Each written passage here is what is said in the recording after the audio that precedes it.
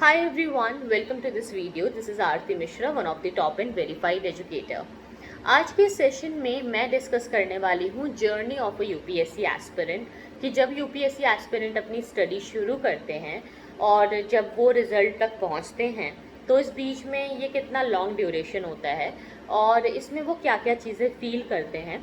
अगर आप इस यूपीएससी के बारे में सोच रहे हैं, इस जर्नी के बारे में सोच रहे हैं, या अगर आप इस जर्नी में हैं और कुछ चीज़ें आपके साथ हो रही हैं, तो आपको पता होना चाहिए कि ये सिर्फ आपके साथ ही नहीं हो रहा, बाकी स्टूडेंट्स के साथ भी हो रहा है और आपको इसके लिए बहुत परेशान होने की ज़रूरत नहीं है। तो कहीं से भी अगर आपको ज़रा भी एंजाइटी फील होती है या अगर आपको ये लगता है कि क्या ये जो मेरे साथ हो रहा है ये सही है, क्या ऐसा दूसरे एस्पिरेंट्स के साथ भी हो रहा है, क्या दूसरे लोग भी इसे एक्सपीरियंस कर रहे हैं, तो मैं ये चीज़ें आपके साथ डिस्कस करूँगी कि ये कैसे होती है। लगभग 5-6 साल से मैं जो है एस्पिरेंट्स के साथ में हूँ और यूपीएससी की टीचिंग कर रही हूँ। इस बीच में मुझे कई सारे एस्पिरेंट्स को देखने का मौका मिला और मैंने खुद चीज़ों को बहुत ज़्यादा ध्यान दिया है कि जैसे जब ये जर्नी शुरू होती है तो स्टार्टिंग में कोई भी एस्पिरेंट अपने पीक पर होता है, ठीक है। दिस इज़ माय एक्सपीरियंस कि मैंने ये देखा कि जब मतलब यूपीएससी के बारे में स्टूडेंट सोचते हैं कि हाँ मुझे एग्ज़ाम देना है, मुझे आईएएस बनना है या मुझे आईपीएस बनना है, मुझे एग्ज़ाम क्रैक करना है, उस टाइम में ना उनका एंथुजियाज्म, उनका मोटिवेशन सब कुछ बिल्कुल पीक पर होता है। वो कंफ्यूज बहुत होते हैं, उनको लगता है कि हम कहाँ से पढ़ें, कहाँ से शुरू करें, किसको फॉलो करें, कौन सा चैनल देखें, कौन सा सब्सक्रिप्शन लें, कौन सी किताब खरीदें, ये सब कन्फ्यूज़न होती है माइंड में। लेकिन इन कन्फ्यूज़न के साथ साथ apart from this they are extremely enthusiastic. बहुत ज़्यादा उनको ना अपने ऊपर एक ट्रस्ट होता है, बिलीव होता है और वो मतलब एक अलग ही जोश में होता है। ये जोश बहुत अच्छा होता है और ये सभी फ्रेश स्टूडेंट्स में आपको देखने को मिलेगा। तो जब फ्रेशर्स इस जर्नी में आते हैं तो शुरू के 2 से 3 महीने ये पीक पर होता है, ठीक है। वहाँ पर वो कहीं ना कहीं एक अलग चीज़ फील करते हैं, जैसे वो एक ऑफिसर वाली जो फीलिंग होती है, ठीक है, वो रहती है। थोड़ी सी डे ड्रीमिंग भी होती है, थोड़ा सा डे ड्रीमिंग वाला भी चलता रहता है स्टूडेंट का। तो ये 2-3 महीने होता है। इसमें एस्पिरेंट्स बहुत सारे इंटरव्यूज़ देखते हैं, बहुत सारे अलग अलग टॉपर्स का वीडियो देखते हैं, तो उससे वो लोग बड़े मोटिवेटेड होते हैं। ये बहुत अच्छी बात है, इस समय में वो पढ़ते भी हैं। तो शुरू के 2-3 महीने स्टूडेंट्स की पढ़ाई अच्छी चलती है, वो पीक पर होती है। लेकिन फिर ना 3 महीने बाद टाइम आता है रियलाइजेशन का, जहाँ पे उन्हें लगता है कि अरे 2-3 महीने से पढ़ने किताबें ख़त्म नहीं हो रही है, एनसीईआरटी ख़त्म नहीं हो रही है, याद नहीं हो रहा है, एमसीक्यू सॉल्व नहीं हो रहे हैं, मेंस की आंसर राइटिंग लिख नहीं पा रहे हैं। तो उनको रियलाइज़ होता है कि अरे अभी तो बहुत कुछ और भी पढ़ना है। फिर क्या होता है कि अगले 3 महीने में फिर क्या होगा कि एनसीईआरटीज़ कंप्लीट होती है, स्टैंडर्ड बुक्स भी ऑलमोस्ट आपकी कंप्लीट होने लग जाती है। तो 6 महीने लगभग निकल जाते हैं। जब ये 6 महीने निकलते हैं तो आपको रियलाइज़ होता है कि अभी आपकी बेसिक एनसीईआरटी बुक्स और स्टैंडर्ड बुक्स कंप्लीट हुई हैं और अभी आधे से ज़्यादा किताबें बची हुई हैं। अभी आपका ऑप्शनल बचा हुआ है, अभी आपका मेंस का बहुत सारा इंपॉर्टेंट पार्ट बचा हुआ है, प्रैक्टिस बची हुई है, रिवीजन बचा हुआ है। तो फिर एक रश शुरू होता है। फिर दिमाग में क्या आता है कि टाइम बहुत कम है, पढ़ना बहुत कुछ है।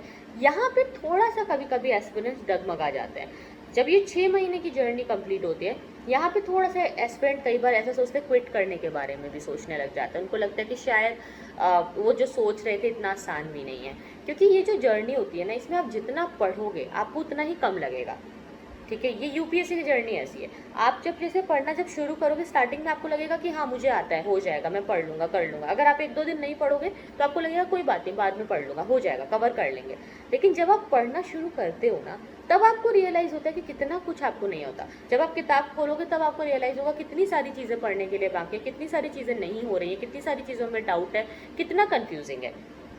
वहाँ पे बहुत सारे स्टूडेंट्स जो हैं वो गिव अप करने के बारे में भी सोच जाते हैं, गिव अप कर देते हैं या क्विट करने के बारे में भी सोचते हैं कि यार मेरे से शायद ये चीज़ नहीं हो पा रही है।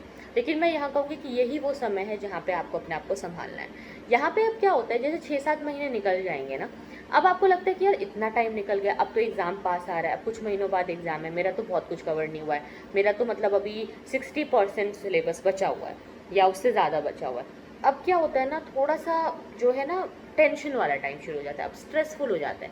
अब जब बहुत ज़्यादा स्ट्रेस में और बहुत ज़्यादा टेंशन में एस्पिरेंट्स होते हैं और उनके ऊपर बहुत ज़्यादा पढ़ाई का लोड है, उसमें कोई कॉलेज स्टडी भी हो सकती है, जॉब भी है आपकी, या फैमिली रिस्पॉन्सिबिलिटीज़ है, उस बीच में आपको पूरा करना है। अब 5-6 महीने बचे और उसमें फटाफट ख़त्म करना है सब कुछ, तो बहुत रश होता है, बहुत स्ट्रेस होता है। इस स्ट्रेस के बीच में स्टूडेंट्स कई बार लेथार्जिक फील करने लग जाते हैं, उनको बहुत नींद आती है।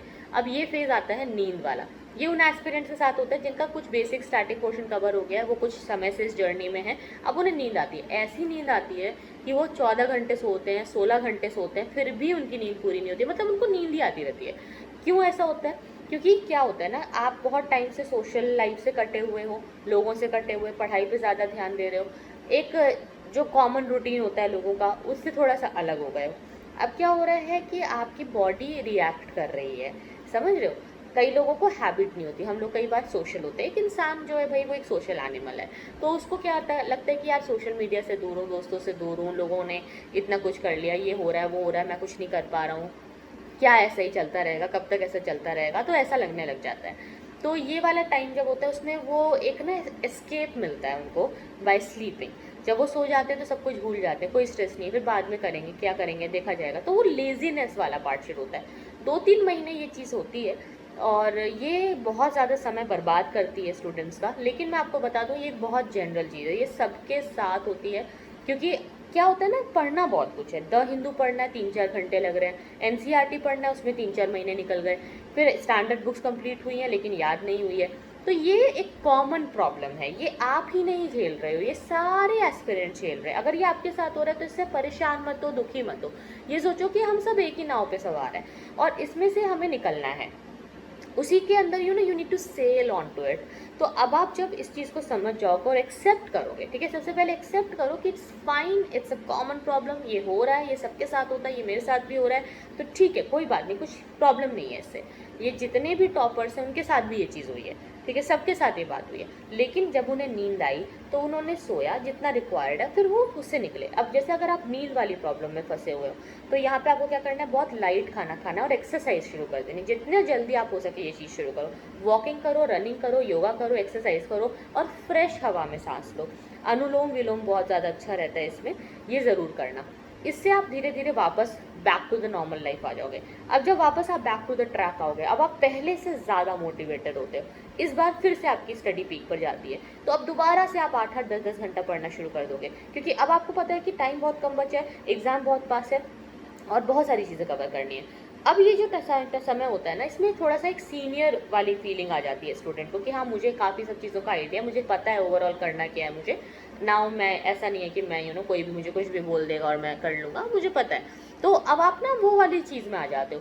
फिर जो लास्ट का टाइम होता है, जब आपके एग्ज़ाम से 2-3 महीने पहले की जर्नी होती है, उसमें रिवीजन करना होता है, बहुत सारी चीज़ें पढ़नी होती है, तो कुछ स्टूडेंट्स उसको ना संभाल लेते हैं, उसको रिवाइज भी कर लेते हैं, पीक पर पढ़ाई भी हो जाती है, एग्ज़ाम भी दे आते हैं। कुछ स्टूडेंट यहाँ पे डिसाइड करते हैं कि शायद इस साल मैं एग्ज़ाम नहीं दे पाऊँगा, क्योंकि इस साल मेरा पूरा मैंने जो टाइम है उतने अच्छे से डेडिकेट नहीं कर पाया, मैं नेक्स्ट ईयर एग्ज़ाम दे देता हूँ। ये एक बहुत गलत ऑप्शन है। अगर आपके मन में ये बात आ जाती है, ध्यान रखिए कि ऐसा मत सोचिए, क्योंकि अगले साल फिर दोबारा आप उसी पोजीशन पे होगे। अगर आपने ये टाल दिया और एग्ज़ाम नहीं दिया तो अगले साल और दिक्कत होगी। किसी भी सिचुएशन में अगर आपको लगता है कि कुछ हद तक आपकी प्रिपरेशन हुई है, 50% सिलेबस भी आपका हो गया है और थोड़ा बहुत आपके पास नॉलेज है, तो एग्ज़ाम ज़रूर दे दो। यू नेवर नो, हो सकता है आप लकीली बहुत अच्छा एग्ज़ाम दे दो और प्रीलिम्स क्रैक कर लो। और एक बार अगर प्रीलिम्स क्रैक हो गया, अच्छे मार्क्स आ गए, तो मेंस की तैयारी तो अपने आप हो ही जाती है।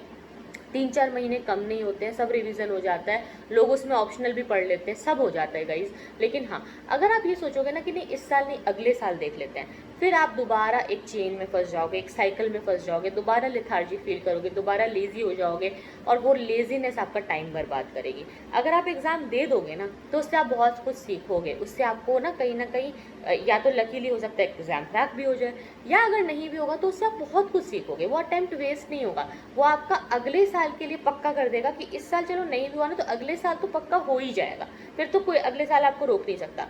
लेकिन अगर आप ये डिसाइड कर लोगे नहीं इस साल नहीं अगले साल देखते हैं नेक्स्ट ईयर, तो वो देखने वाला ना ये डिसीजन बहुत गलत होता है। तो एग्ज़ाम से 2-3 महीने पहले बहुत सारे एस्पिरेंट ये डिसाइड करते हैं कि इस साल नहीं हो पाएगा, अभी जो 3-4 महीने बचे शायद मैं इसमें नहीं कर पाऊंगा, अब अगले साल देखते हैं। ये टाइम मत देखना, ये अगर आप सोच रहे हो तो बहुत गलत सोच रहे हो। ऐसे आप अगर हो सकता है आप में से कुछ एस्पिरेंट्स के साथ ऐसा हुआ भी हो, तो आप अपना पर्सनल एक्सपीरियंस शेयर करना।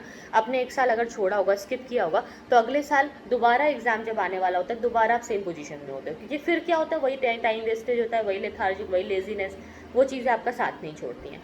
तो इसीलिए उससे निकलने का तरीका एग्ज़ाम दोगे ना, अगर सोच लोगे एग्ज़ाम मुझे देना ही देना है, तो आप इतना पढ़ोगे उसके लिए, ऑटोमेटिकली पढ़ाई होगी, ऑटोमेटिकली इतना अच्छा होगा कि आप पढ़ लोगे। और शायद पूरे साल में आपने जितना पढ़ा नहीं होगा ना, उतना वो 2-3 महीने में आप पढ़ लोगे। तो आपका ना सिलेबस बहुत हद तक 70% 80% कवर हो जाएगा। अब जो थोड़ा बहुत बच जाता है, हो सकता है कि प्रीलिम्स क्रैक हो जाए, उसके बाद मेंस की तैयारी में हो जाएगा, नहीं भी हुआ तो अगले साल के लिए पक्का हो जाएगा कि सारा पढ़ा हुआ भी है, एक बार रिवाइज करना है, एक बार इसका आइडिया लेना है और अगले साल एग्ज़ाम क्रैक कर लेना है। तो अप्स एंड डाउन सभी के साथ होते हैं। द हिंदू पढ़ने में 3-4 घंटे लगना, नोट्स बनाना समझ नहीं आ रहा है, चीज़ें याद नहीं हो रही है, MCQ सॉल्व नहीं हो रहे हैं, सही बुक लिस्ट नहीं मिल रही हैं, सही वीडियोस नहीं समझ में आ रहे हैं, कभी कभी बहुत डाउन फील हो रहा है, कभी कभी तबीयत लगता है बहुत ख़राब है, कभी कभी नींद बहुत ज़्यादा आ रही है, कभी कभी बहुत लेज़ी लग रहा है, ये सब चीज़ें कॉमन है, ये सबके साथ हो रही हैं, ये सिर्फ आपके साथ नहीं हो रही है। एक्सेप्ट करो कि it's fine, it's normal, it's okay, it's okay, because आप एक ह्यूमन बीइंग हो, एक इंसान हो, आपके इमोशंस हैं, आपके अंदर बहुत सारी चीज़ें हैं, अंदर ही अंदर कई सारे तूफान हैं, बहुत कुछ आपको हैंडल करना पड़ता है। आप अपनी फैमिली लाइफ को हैंडल कर रहे हो, आप अपने डेली रूटीन को हैंडल कर रहे हो, अपनी जॉब को देख रहे हो, अपना करियर देख रहे हो, अपना कॉलेज देख रहे हो, दूसरी स्टडीज़ भी होती है, दूसरी भी हज़ारों काम होते हैं, हमें सबके बीच में आप पढ़ाई कर रहे हो। ठीक है, आपका अपना एक स्ट्रगल है, कोई फाइनेंशियल स्ट्रगल देख रहा है, कोई हेल्थ का स्ट्रगल देख रहा है, कोई फैमिली इश्यूज़ में, किसी को रिलेशनशिप इश्यूज़ हैं, कोई किसी और तरीके से स्ट्रगल कर रहा है। मतलब आप सबके साथ देखिए कि कोई ना कोई स्ट्रगल है, बट उनके साथ ही मैनेज कर रहे हैं लोग, है ना। यही तो एडवेंचर है इस एग्ज़ाम का, ठीक है, यही तो जर्नी है, यही तो इस एग्ज़ाम की खासियत है कि हर कोई उसी नाव पे सवार है। पर कुछ लोग ऐसे हैं कि वो तैरते रहते हैं, चलते रहते हैं, करते रहते हैं कोशिश, और कुछ ऐसे हैं जो गिव अप कर देते हैं, छोड़ जाते हैं, कंफर्ट जोन में चले जाते हैं, उससे बाहर निकलने की कोशिश नहीं करते, और कंफर्ट जोन में कुछ नहीं होता है। आपको पता है कि अगर आपको कुछ नया अचीव करना है तो कुछ ना कुछ चेंज तो करना पड़ेगा, कुछ ना कुछ बदलाव लाना पड़ेगा, अपने आप को बदलना होगा, अपने मन को बदलना होगा, अपने मेहनत करने के तरीके को बदलना होगा, और एक बहुत दृढ़ निश्चय से आपको आगे बढ़ना होगा, और इसमें पेशेंस चाहिए।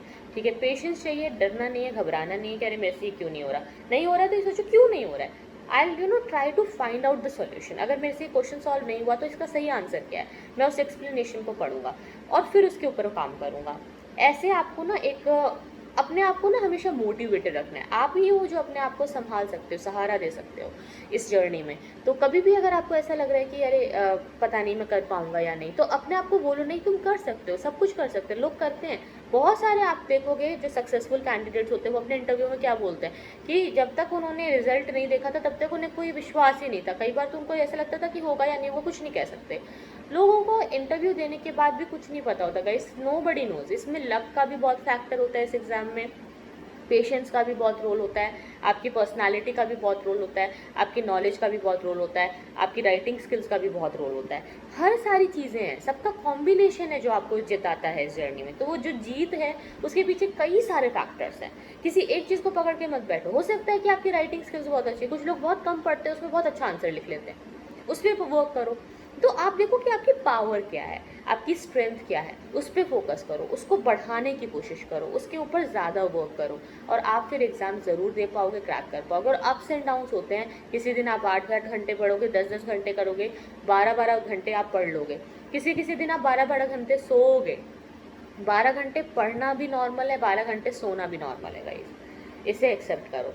तो ये चीज़ें पता होनी चाहिए, ये बहुत सारे एस्पिरेंट्स को पता नहीं होती हैं। और रिवीजन ही यहाँ पे आपका मेन की है।